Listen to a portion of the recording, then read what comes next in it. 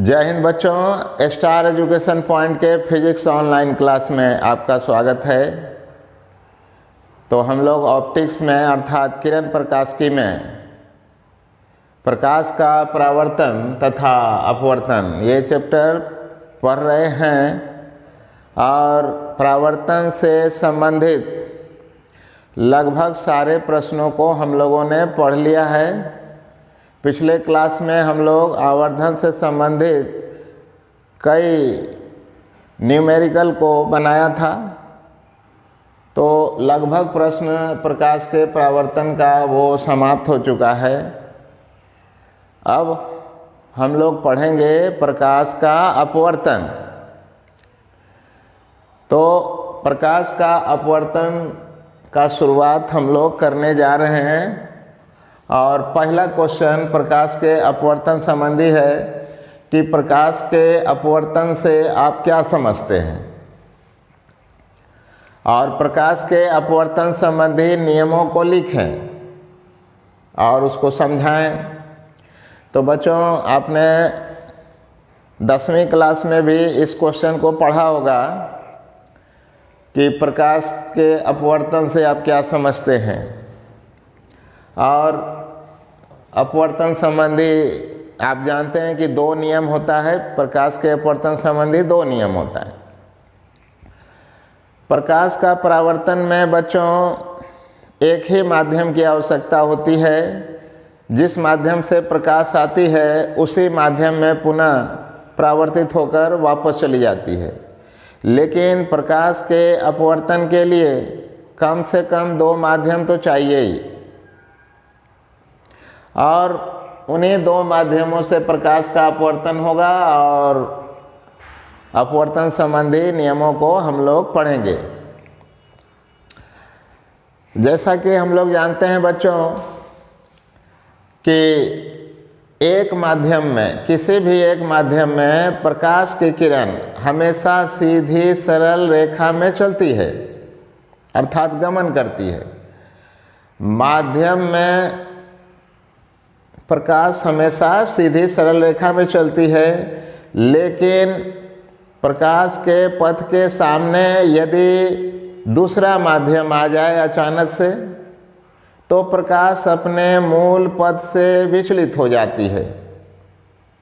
जैसे उदाहरण के लिए मान लीजिए हवा से जाने वाली प्रकाश की किरण यदि पानी में चली जाए, या हवा से जाने वाली प्रकाश की किरण यदि मान लीजिए कांच में प्रवेश कर जाए या अन्य पारदर्शी माध्यमों में प्रवेश कर जाए, तो वो प्रवेश करते ही अपने मूल पथ से विचलित हो जाती है।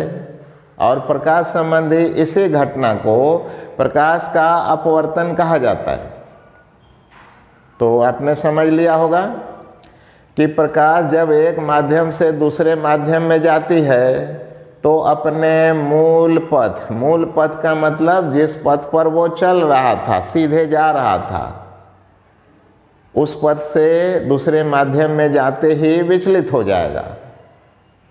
तो प्रकाश संबंधी इसी घटना को प्रकाश का अपवर्तन कहा जाएगा। और बच्चों, प्रकाश का जो अपवर्तन होता है वो माध्यम की सघनता पर निर्भर करेगी।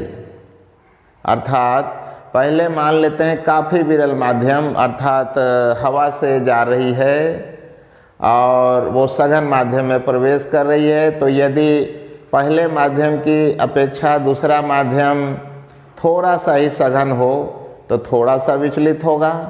ज़्यादा सघन हो, सघन मतलब घना, प्रकाशिक रूप से ज़्यादा घना माध्यम आ जाए तब उसमें ज़्यादा विचलित होगा, है ना। जैसे मान लीजिए कि हवा से प्रवेश कर रही है पानी में तो थोड़ा कम विचलन हुआ, लेकिन कांच में यदि प्रवेश करेगी तो कांच जो है प्रकाश के लिए पानी की अपेक्षा ज़्यादा सघन माध्यम होगा, तो उसमें ज़्यादा विचलन होगा। इसी प्रकार और सघन माध्यम लेंगे, जैसे बेंजीन लिक्विड है लेकिन उसका सघनता ज़्यादा होता है कांच से भी। इसके अलावा आप हीरा का बात करें तो सबसे ज़्यादा सघन माध्यम प्रकाशिक रूप से मानी जाती है तो हीरा में ज़्यादा से ज़्यादा विचलन होगा, ठीक ना। तो इस उदाहरण से स्पष्ट है कि प्रकाश जब एक माध्यम से दूसरे माध्यम में जाएगी तो अपने मूल पथ से विचलित हो जाएगी। ऐसा नहीं है बच्चों कि केवल हवा से ही किसी सघन माध्यम में जाएगी तभी विचलन होगा, ऐसा नहीं है। पानी से यदि कांच में जाए तो भी विचलन होगा, कांच से हीरा में चली जाए तो भी विचलन होगा, या उल्टा भी हो सकता है, सघन माध्यम से विरल माध्यम में भी जाएगी तब भी विचलन होगा। जैसे पानी से, मान लीजिए कि पानी में ही प्रकाश स्रोत है अंदर और पानी से होकर आ रही है प्रकाश हवा में, तो जैसे ही हवा में प्रवेश करेगी ना पानी से निकलकर, वैसे ही उसका विचलन हो जाएगा। तो सघन से विरल में जाए या विरल से सघन में जाए, माध्यम केवल बदलना चाहिए। माध्यम बदलते ही प्रकाश अपना मूल पथ से विचलित हो जाएगी और इसी घटना को प्रकाश का अपवर्तन कहेंगे। तो इस अनुसार से हम लोग बच्चों प्रकाश के अपवर्तन का परिभाषा इस प्रकार से लिख सकते हैं कि प्रकाश जब एक माध्यम से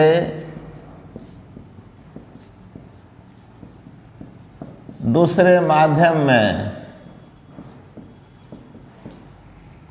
जाती है तो वह अपने मूल पथ मतलब वास्तविक पथ, मूल पथ से विचलित हो जाती है।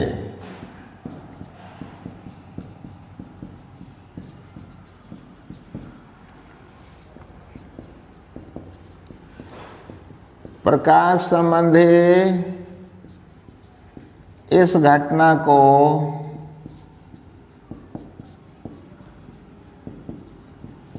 प्रकाश का अपवर्तन कहा जाता है।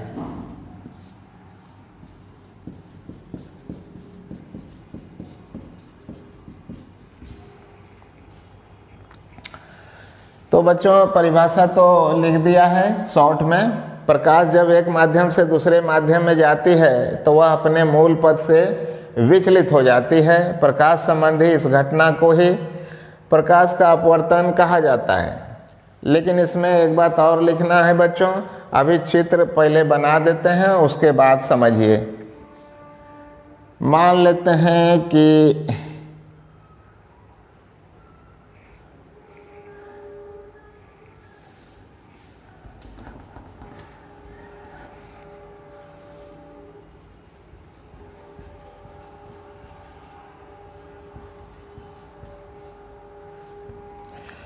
मान लीजिए बच्चों कि ये अपवर्तक सतह है, अर्थात ये माध्यम को अलग करने वाला सतह है।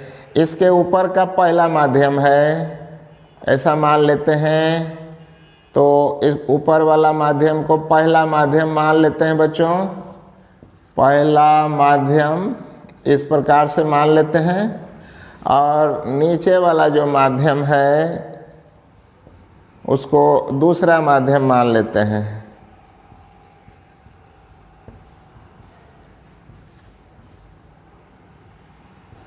ठीक है। अब पहला माध्यम मान लेते हैं कि विरल है और दूसरा माध्यम मान लेते हैं कि सघन है। इस प्रकार से और एक चित्र और बना लेते हैं उल्टा। ये आपका अपवर्तक सतह हो गया।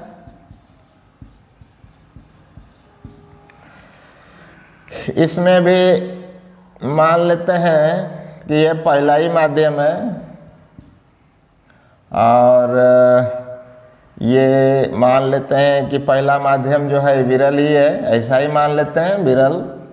और ये वाला दूसरा माध्यम है, इस माध्यम को मान लेते हैं हम लोग सघन माध्यम मान लेते हैं।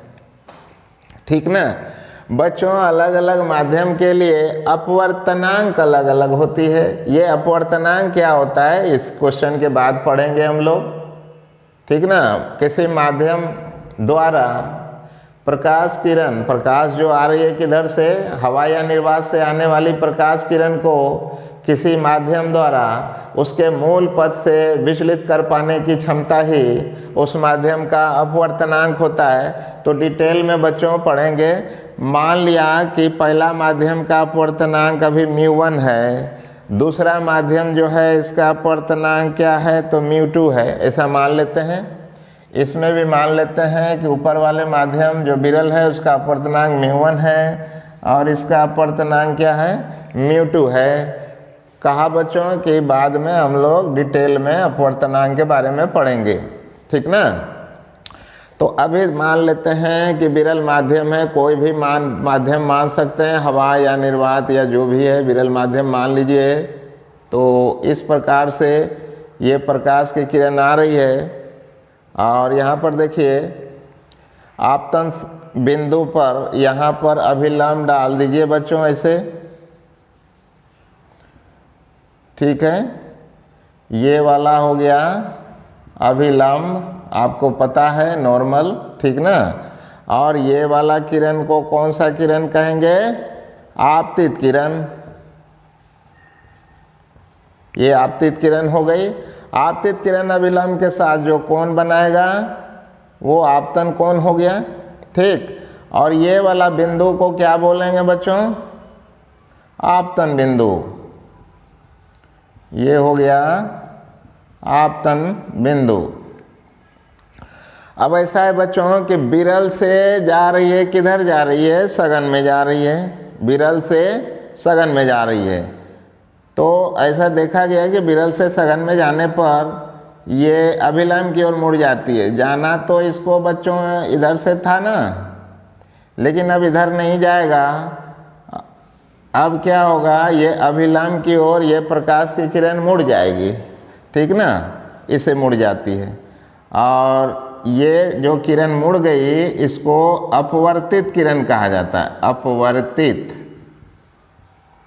इस किरण का नाम अपवर्तित किरण, ठीक। और अपवर्तित किरण अभिलंब के साथ जो कोण बनाएगा उसे R द्वारा सूचित करेंगे, ठीक ना। इसको कहेंगे अपवर्तन कोण। ये वाले कोण का नाम आपतन कोण और ये वाला कोण का नाम बच्चों अपवर्तन कोण कहेंगे,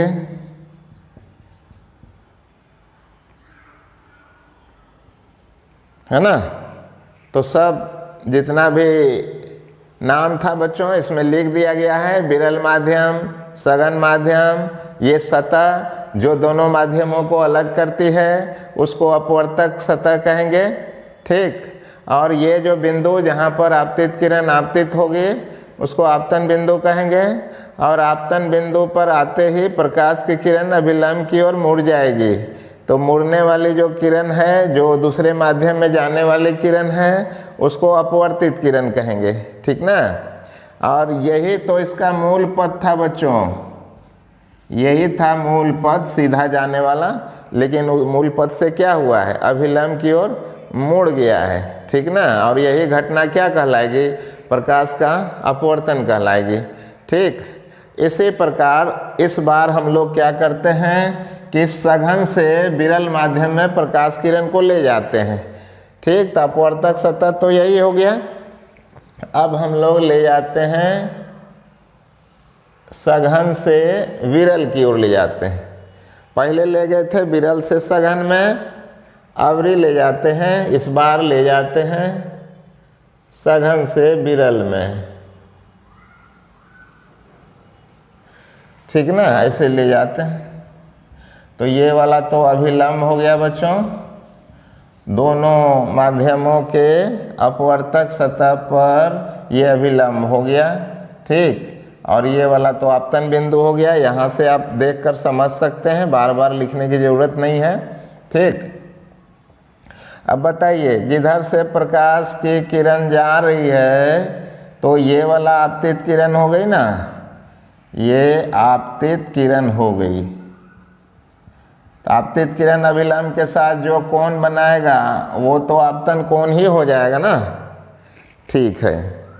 अब आप देखिए, यदि वही माध्यम होता तो ये प्रकाश की किरण जो है इस डॉटेड लाइन के तरफ जाती, सीधे जाती, तो ये वाला इसका कौन सा पथ हो गया, ये मूल पथ हो गया बच्चों। लेकिन जैसे ही सघन से विरल में जाती है तो अभिलंब से दूर विचलित हो जाती है बच्चों, ये दूर विचलित हो जाएगी इस प्रकार से। और अपवर्तन कोण का मान तब आपतन कोण से क्या हो जाएगा, ज़्यादा हो जाएगा, ठीक ना। ये अपवर्तित किरण हो गया है, ठीक है। अब आई और आर तो आप समझ ही रहे हैं ना, यहाँ से आई को क्या कहते हैं, अपतन कोण, और आर को क्या कहते हैं, अपवर्तन कोण। इसको तो आप समझ ही रहे हैं, ठीक। इन दोनों में क्या अंतर देखा आपने, विरल से सघन में जाएगी तो अभिलंब की ओर मुड़ जाएगी, अर्थात आपतन कोण से अपवर्तन कोण का मान क्या होगा, छोटा हो जाएगा, ठीक ना। अपवर्तन कोण का मान क्या हो गया, छोटा हो गया। लेकिन यहाँ देखिए उल्टा, यदि सघन से विरल में जाएगी, है ना, सघन से विरल में जाएगी तो यहाँ पर देखिए आपतन कोण से अपवर्तन कोण आर का मान क्या हो गया है, अधिक हो जाता है, ठीक। तो ये स्थिति है बच्चों। ऑब्जेक्टिव भी पूछता है इससे संबंधित।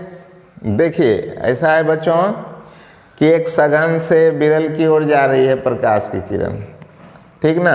आपको मालूम है कि दृश्य प्रकाश 7 रंगों वाली होती है, ठीक है। तो ऐसा है कि सघन से जब विरल में जाएगी, जैसे प्रिज्म से होकर प्रकाश गुजरती है, ठीक उसी प्रकार से, तो सबसे अधिक विचलन जो है बैगनी रंग का होता है।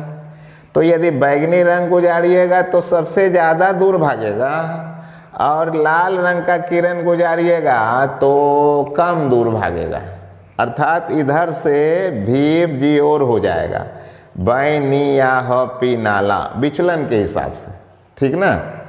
तो सबसे ज़्यादा कौन रंग के किरण का विचलन होगा, सघन से विरल में जाएगी तो बैगनी, और सबसे कम विचलन किसका होगा, लाल रंग के किरण का। तो इधर भी वही होगा बच्चों, इधर भी लाल रंग का किरण गुजारिएगा तो मूल पथ से थोड़ा सा ही विचलन होगा लाल रंग के किरण का, और बैगनी गुजारिएगा तो ज़्यादा विचलन हो जाएगा। तो इस प्रकार का यदि ऑब्जेक्टिव आएगा तो आप पकड़ लीजिएगा, है ना। चलिए, तो ये दोनों को आपने जान लिया है, तो जान लिया तो उसको इस प्रकार से हम लोग लिख देंगे कि जब प्रकाश की किरण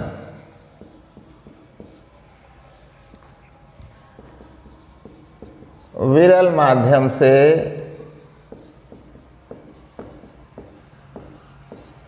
सघन माध्यम में जाती है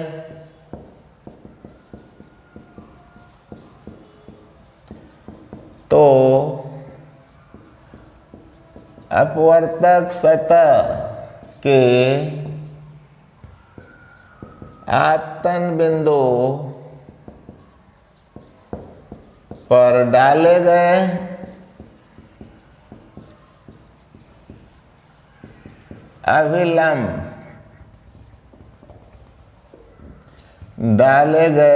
अभिलंब की ओर मुड़ जाती है।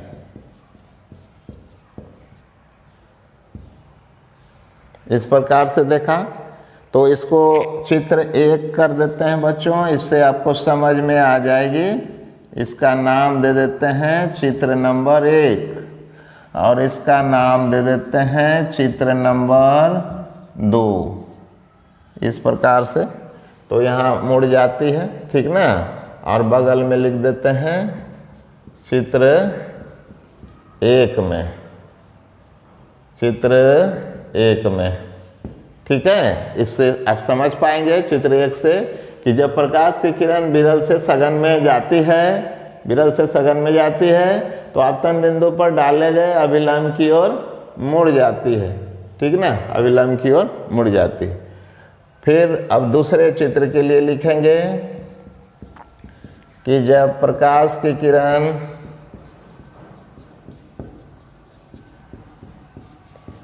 सघन माध्यम से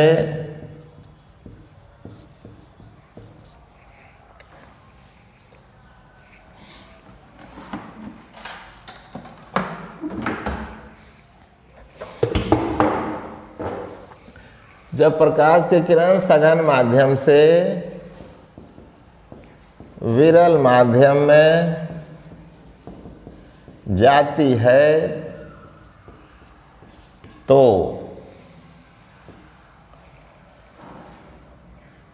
अपवर्तक सतह के आपतन बिंदु पर डाले गए अभिलंब से दूर विचलित हो जाती है।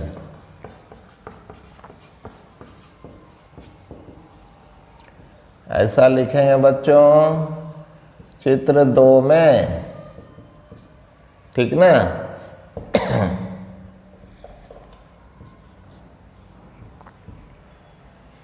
तो दोनों के लिए आपने देख लिया बच्चों। तो प्रकाश का अपवर्तन घटना को आपने समझ लिया है, ठीक। प्रकाश जब एक माध्यम से दूसरे माध्यम में जाती है तो वो अपने मूल पथ से विचलित हो जाती है। इसी विचलित होने की घटना को, प्रकाश संबंधी घटना को प्रकाश का अपवर्तन कहा जाता है। प्रकाश जब विरल से सघन में जाएगी तो आपतन बिंदु पर डाले गए अभिलंब की ओर मुड़ जाएगी, और सघन से विरल में जाएगी तो अभिलंब से दूर विचलित हो जाएगी। इसी को लिखा है अभी तक बच्चों। तो प्रकाश के अपवर्तन को समझा दिया गया। अब कहता है प्रकाश के अपवर्तन संबंधी नियमों को लिखें। तो बच्चों प्रकाश के अपवर्तन संबंधी 2 नियम है, आपको पता है दोनों नियम, ठीक ना। उन दोनों नियमों को हम लोग अब लिखेंगे। क्या क्या नियम है आइए देखते हैं। प्रकाश के अपवर्तन संबंधी नियम।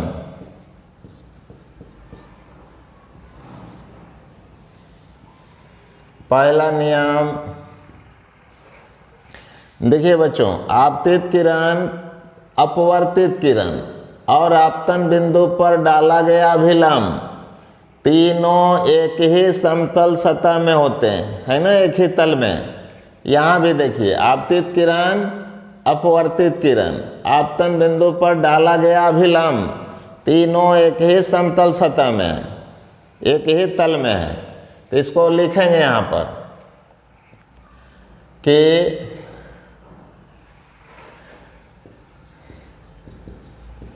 प्रकाश के अपवर्तन घटना में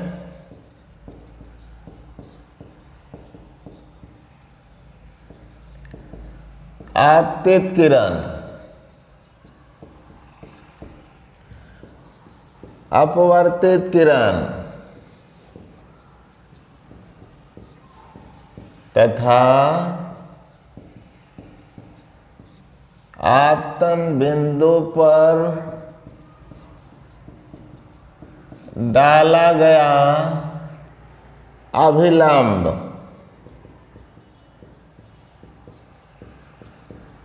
तीनों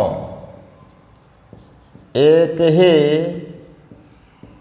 समतल सतह में होते हैं।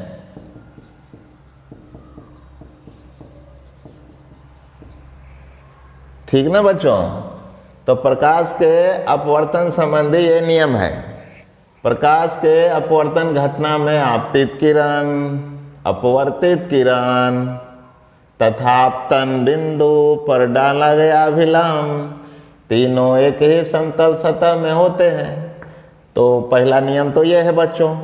दूसरा नियम को स्नेल का नियम कहा जाता है बच्चों, ठीक ना। दूसरा नियम का नाम क्या है? स्नेल का नियम। और स्नेल का नियम लागू कैसे होगा उसको भी तो समझाना है। तो स्नेल का नियम बच्चों दो तरीका से लिखा जाएगा, ठीक है। तो आइए यहाँ पर पहले लिखते हैं दूसरा नियम, स्नेल का नियम। देखिए स्नेल का नियम दो तरीका से लिखेंगे, एक विरल से सघन में जाने वाली के लिए और दूसरा सघन से विरल में जाने वाली के लिए। दोनों प्रकार के लिए हम लोग समझेंगे स्नेल का नियम। तो आइए देखते हैं कि विरल माध्यम से सघन माध्यम में जाने वाली प्रकाश किरण के लिए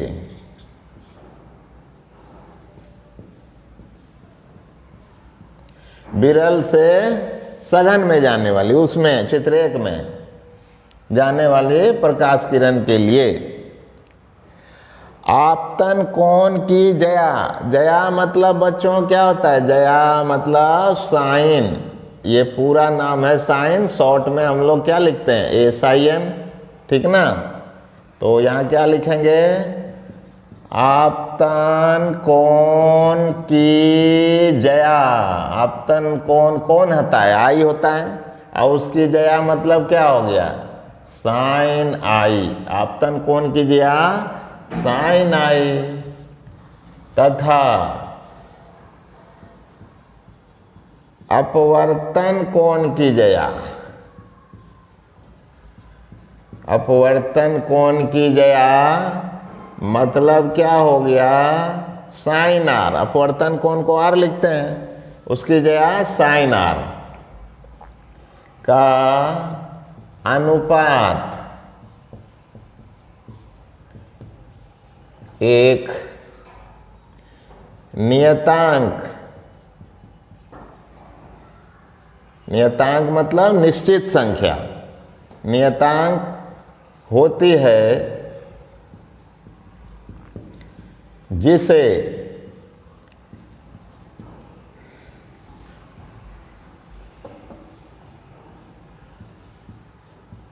पहले माध्यम के सापेक्ष, पहले माध्यम मतलब माध्यम 1 के सापेक्ष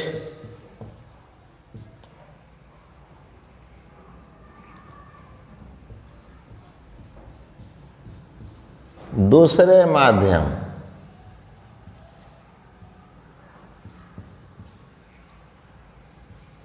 का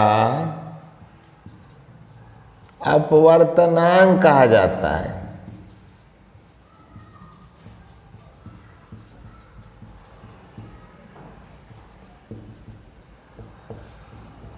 जिसे म्यू, ये म्यू हुआ बच्चों, इसका नाम क्या कहेंगे? म्यू, ठीक ना। ये वाला का नाम क्या है? म्यू, MU म्यू, ठीक ना। म्यू या किसी किसी बुक में, जो पुराना बुक है बच्चों, उसमें n का इस्तेमाल होता है। म्यू या n द्वारा सूचित किया जाता है।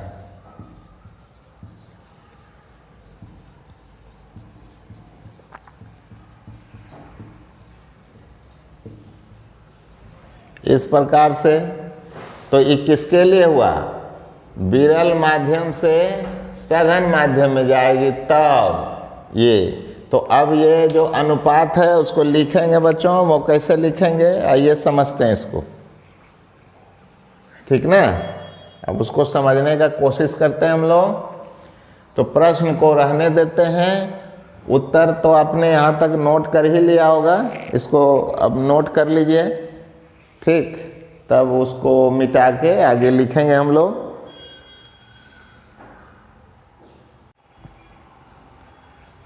तो आशा है बच्चों आपने लिख लिया होगा। तो अब इसी को व्यंजक के रूप में हम लोग लिखेंगे। क्या कह रहा है ये? विरल से सघन में जाने वाली प्रकाश किरण के लिए आपतन कोण कीजिए साइन आई और अपवर्तन कोण कीजिए साइन आर का अनुपात एक नियतांक होता है, जिसे पहले माध्यम के सापेक्ष दूसरे माध्यम का अपवर्तनांक कहा जाता है, जिसे म्यू या एन द्वारा सूचित किया जाता है। ठीक ना। तो इसको कैसे लिखेंगे बच्चों, यहीं पर लिखते हैं ऊपर में। ठीक, अर्थात अब देखिए इसको कैसे लिखा जाएगा। साइन आई मतलब आपतन कोण कीजिए और साइन आर माने अपवर्तन कोण कीजिए का अनुपात एक निश्चित संख्या मतलब म्यू कहेंगे। लेकिन बच्चों किसके सापेक्ष, पहले माध्यम के सापेक्ष। तो जिसके सापेक्ष होगा उसको बाईं ओर लिखेंगे। तो पहला माध्यम के सापेक्ष है, पहला माध्यम के सापेक्ष किसका अपवर्तनांक, दूसरे माध्यम का अपवर्तनांक। तो यहाँ 2 लिखा जाएगा बच्चों इस प्रकार से। ठीक ना। तो ये sine i by sine r बराबर इस प्रकार से म्यू बाएं 1 और इधर दाएं 2 लिखेंगे। ठीक ना, इस प्रकार से लिखते हैं। तो मैट्रिक में या किताबों में केवल यही वाला दी रहती है। ठीक ना, वहाँ तो सीधे आप लोग याद करते थे, आपसे पूछा जाता था कि बताओ स्नेल का नियम बताओ, तो आप सीधे बोलते हैं कि sir sine i by sine r बराबर म्यू होता है ना। लेकिन ये किसके लिए होता है, किसके लिए, विरल माध्यम से सघन माध्यम में जाने वाली प्रकाश किरण के लिए होता है। अब सवाल है कि सघन से विरल में जाएगी तब क्या होगा सर, है ना, तब उसके लिए क्या लागू करेंगे। तो आइए देखते हैं, यहाँ पर देखते हैं।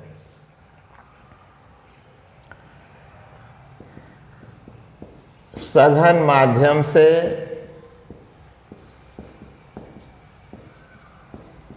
विरल माध्यम में जाने वाली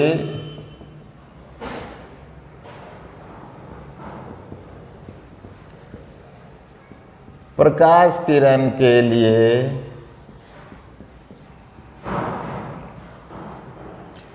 ये वाला अपवर्तन कोण कीजिए, इसमें उल्टा लेंगे बच्चों, अपवर्तन कोण की जया मतलब साइन आर, आर थोड़ा हटा के लिखते हैं, साइन आर तथा आपतन कोण की जया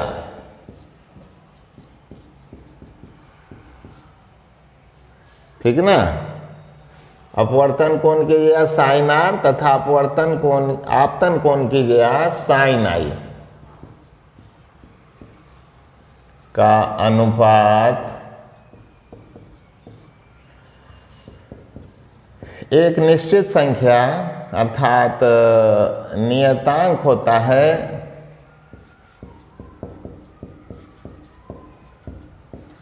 जिसे दूसरे माध्यम के सापेक्ष अर्थात जिसे विरल माध्यम के सापेक्ष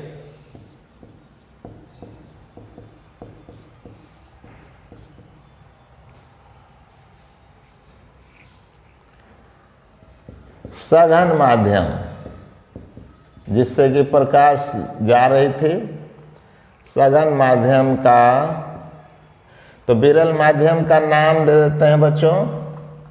विरल माध्यम किसको बोले थे, एक को ना के सापेक्ष सघन माध्यम 2 का अपवर्तनांक कहा जाता है, अर्थात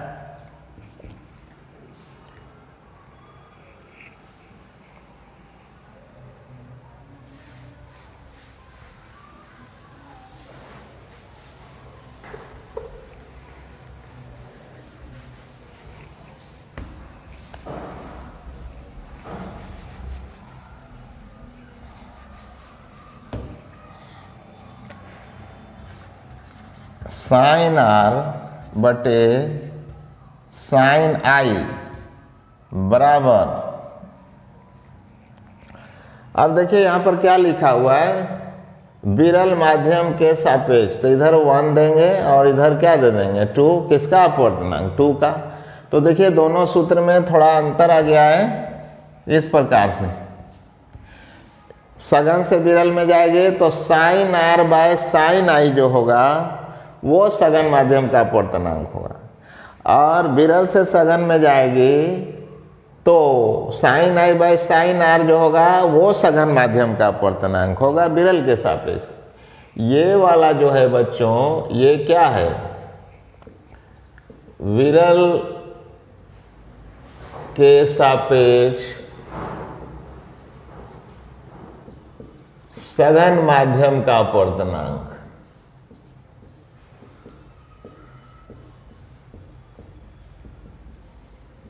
इसे याद रखिएगा, ये भी तो वही है ना, विरल माध्यम नहीं लिखते हैं, शॉर्ट में लिख देते हैं, विरल के सापेक्ष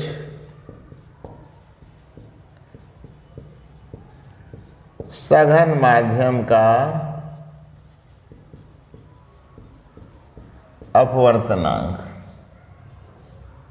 ये है बच्चों। तो दोनों तो देख रहे हैं कि वही है नियत संख्या, लेकिन विरल से सघन में जाएगी तो हम लोग लिखेंगे sine i by sine r, तब होगा ये सघन माध्यम का अपवर्तनांक, और सघन से विरल में जाएगी तो साइन आर बाय साइन आई लिखेंगे, तब होगा सघन माध्यम का अपवर्तनांक।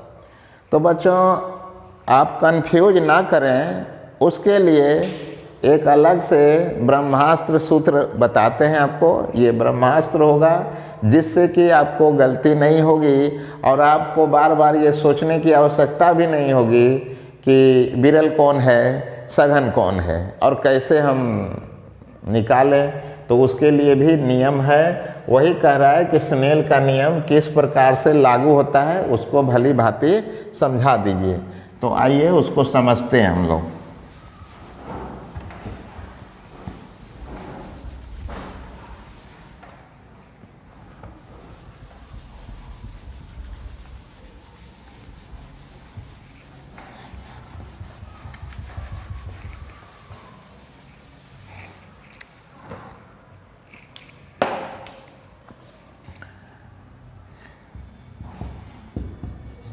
स्नेल का नियम निम्नलिखित प्रकार से लागू किया जाता है।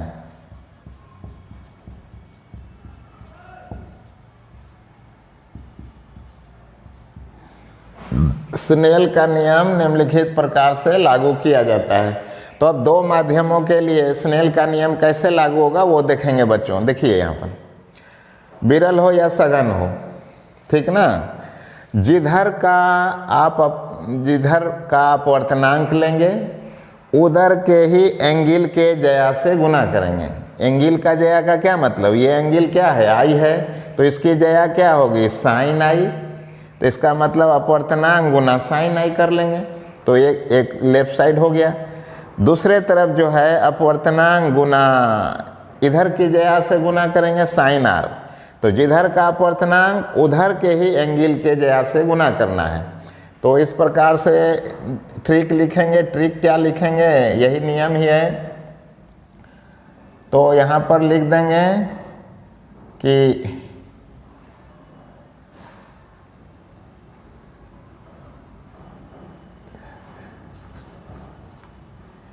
जिस माध्यम का अपवर्तनांक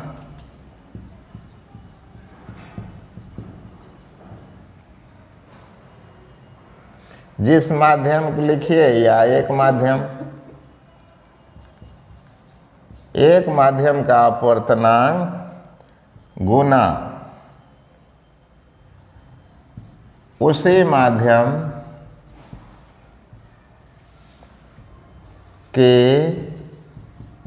कोण की ज्या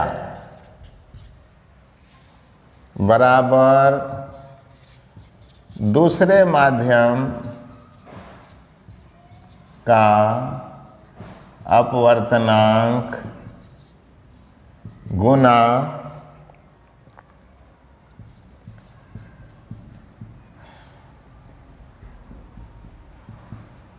दूसरे माध्यम के कोण की ज्या। मतलब एक माध्यम माने पहले माध्यम का अपवर्तनांक, तो यहाँ पर पहले भी लिख सकते हैं, अच्छा लगेगा। पहले माध्यम का अपवर्तनांक गुना, यहाँ भी लिख दीजिए पहले माध्यम के कोण की ज्या। तो ये बच्चों सूत्र हो गया ये, और इसी सूत्र से स्नेल के नियम को लागू किया जाता है। इसी से कैसे लागू होगा थोड़ा देख लें हम लोग। चित्र 1 में पहले लागू करके देखते हैं। यहाँ पर लिखते हैं बच्चों चित्र नंबर 1, चित्र नंबर 1 से, ठीक ना। आइए देखते हैं चित्र नंबर 1 को ध्यान से देखें आप। तो चित्र नंबर 1 में पहला माध्यम ले लेते हैं। पहला माध्यम ऊपर वाला है, उसका अपवर्तनांक कितना है μ1 गुना इस माध्यम में कोण क्या है आई, उसकी जया क्या लेंगे साइन आई, तो ये हो गई साइन आई। ठीक है, तो ऊपर वाला काम हो गया। उसके बाद बराबर का चिन्ह देंगे, ये बराबर हो गया।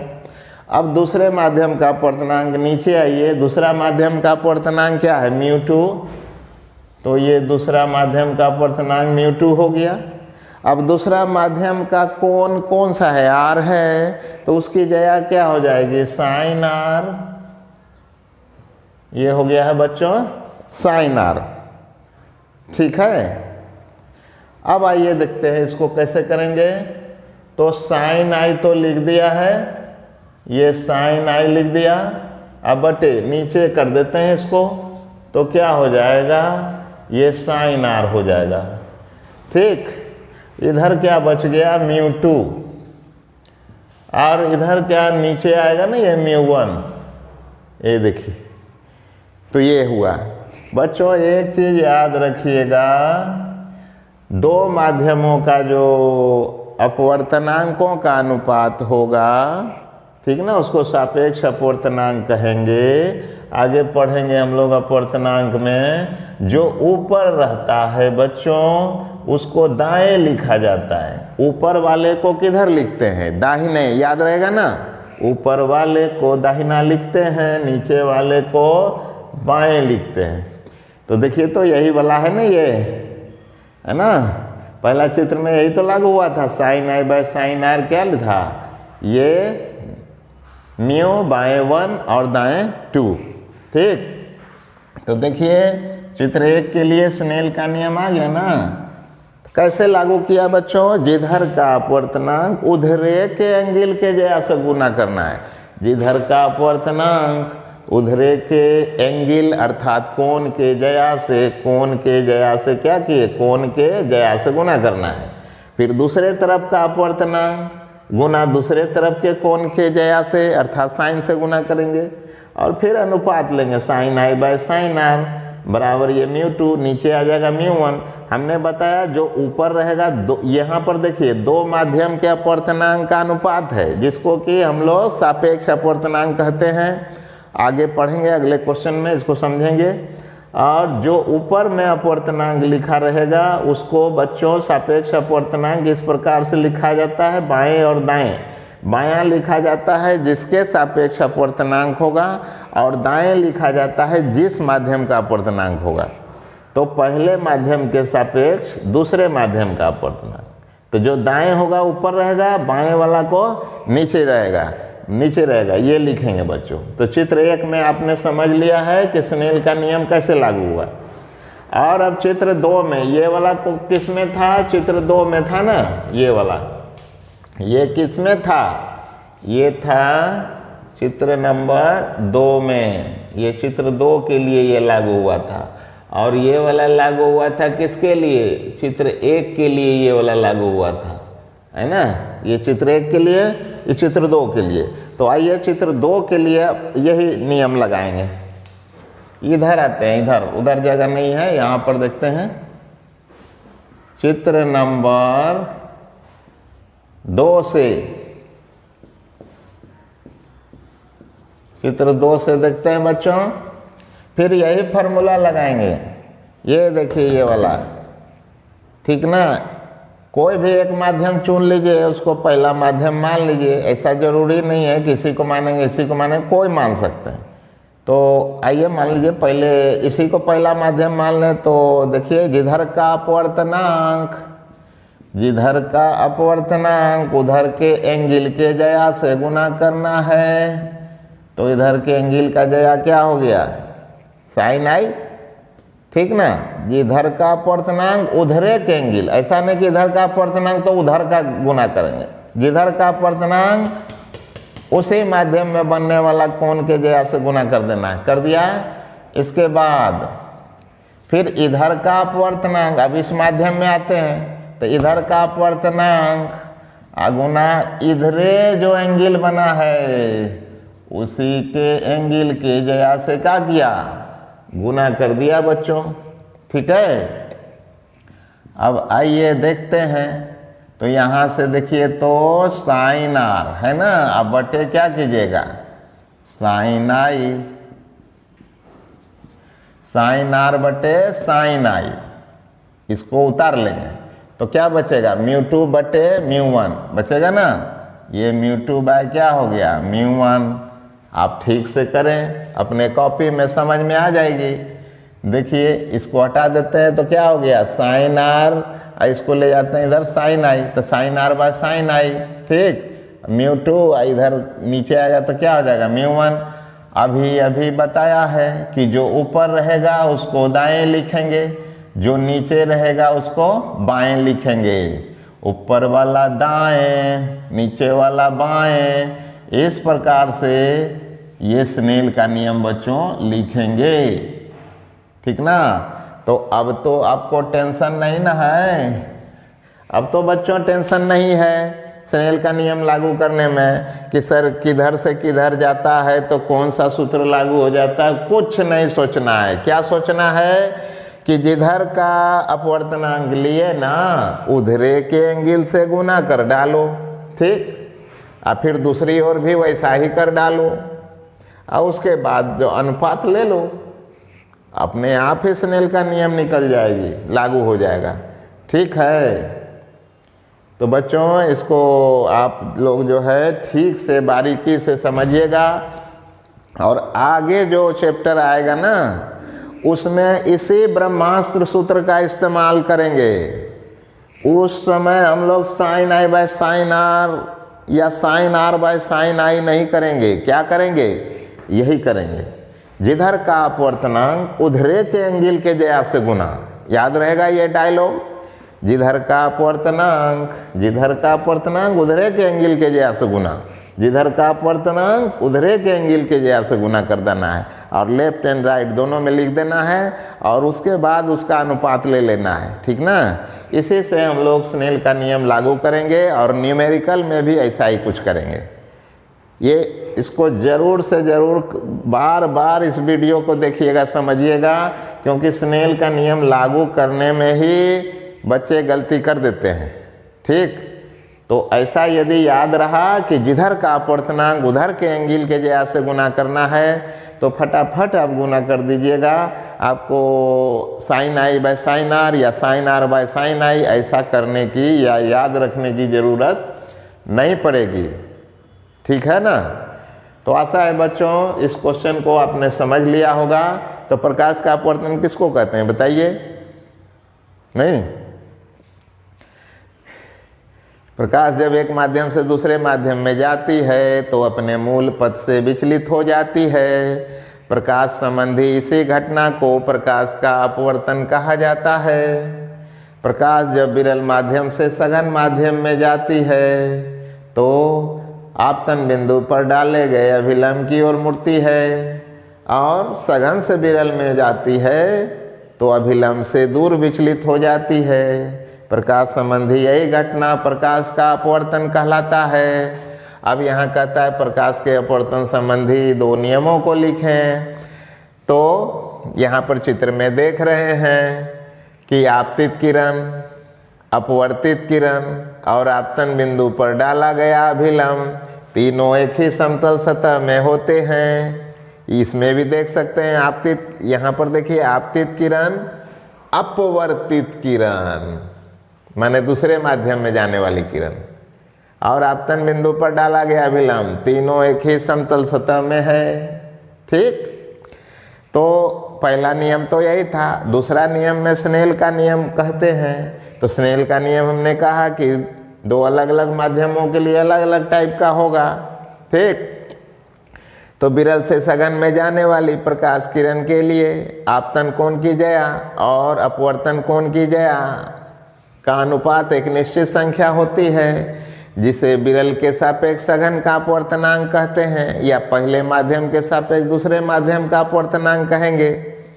ठीक, अभी इसमें देखिए, इसमें सघन से विरल की ओर जाने वाली प्रकाश किरण के लिए आपतन कोण की ज्या और अपवर्तन कोण की ज्या का अनुपात भी निश्चित संख्या होगी। लेकिन इस बार क्या करेंगे, अपवर्तन कोण की ज्या, अपवर्तन कोण माने आर की ज्या और आपतन कोण आई की ज्या का अनुपात, यहाँ देखिए विरल के सापेक्ष सघन माध्यम का अपवर्तनांक कहलाएगा। तो इसमें दोनों में उल्टा हो रहा है बच्चों, इस पर ध्यान दीजिएगा अच्छा से, और ये याद ना रहे तब ये वाला ट्रिक वाला सूत्र लगाएंगे। क्या लगाएंगे, जिधर का अपवर्तनांक उधर के कोण से गुना कर लेंगे। पहले माध्यम का अपवर्तनांक लेंगे तो पहले माध्यम में बनने वाले कोण के साइन से गुना करेंगे। दूसरे माध्यम का अपवर्तनांक लेंगे तो दूसरे माध्यम में बनने वाले कोण के साइन से गुना करेंगे। ठीक ना, और ऐसा कर कर के कोई भी चित्र हो, चाहे आगे आगे भी बहुत तरह का चित्र आएगा जब क्वेश्चन को पढ़ेंगे, तो यही सूत्र लगाएंगे। पहला माध्यम का अपवर्तनांक तो पहले माध्यम में बनने वाला कोण का ज्या से गुना करेंगे। दूसरा माध्यम का अपवर्तनांक तो दूसरे माध्यम में बनने वाले कोण के ज्या से गुना करेंगे, और ऐसा करके और तब यहाँ स्नेल का नियम निकालेंगे। ठीक ना बच्चों, तो ये ट्रिक हुआ, इसको याद रखिएगा, और भूल जाइएगा तो इस वीडियो को आप ज़रूर देखिएगा बाद में। ठीक ना, तो आशा है बच्चों इस क्वेश्चन को आपने समझ लिया होगा। ठीक है, तो फिर अगला क्वेश्चन लेकर, अपवर्तनांक संबंधी अगला क्वेश्चन लेकर हम मिलते हैं अगले वीडियो में। तब तक के लिए आपका बहुत बहुत धन्यवाद।